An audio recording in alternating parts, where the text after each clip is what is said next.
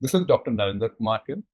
I'm an orthopedic surgeon and a PhD candidate at the School of Public Health and Preventive Medicine, Monash University in Melbourne, Australia. On behalf of our research team, I'm really excited to be talking to you about a recent article in JBJS titled Demographics, Indications and Revision Rates for Radial Hip Arthroplasty, which is an analysis of data from the Australian Orthopedic Association National Joint Replacement Registry. At the very outset, I would like to thank the registry for allowing us access to their data to make the study possible. Considering the paucity of literature on demographics, indications, and outcomes of radial head arthroplasty, our team wanted to do this research for developing a better understanding of these in Australia.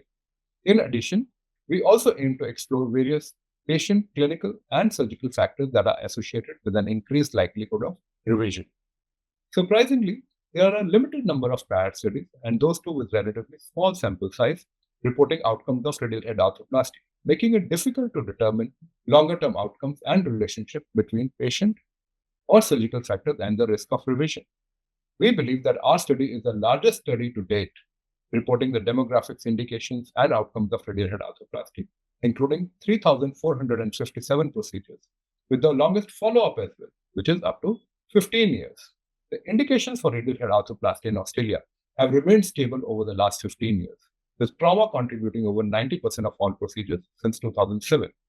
Surgical outcomes have also been excellent, with revision rate of around 5% at 10 years.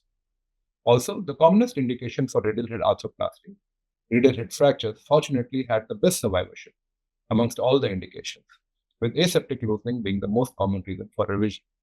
With regard to prosthetic characteristics, non-metallic materials had a higher rate of revision, while polarity and fixation method were not associated with revision rates.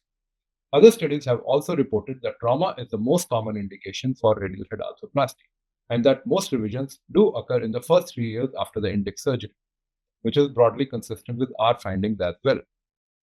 Perhaps the most important unanswered question is that where do our research findings sit in a broader international context?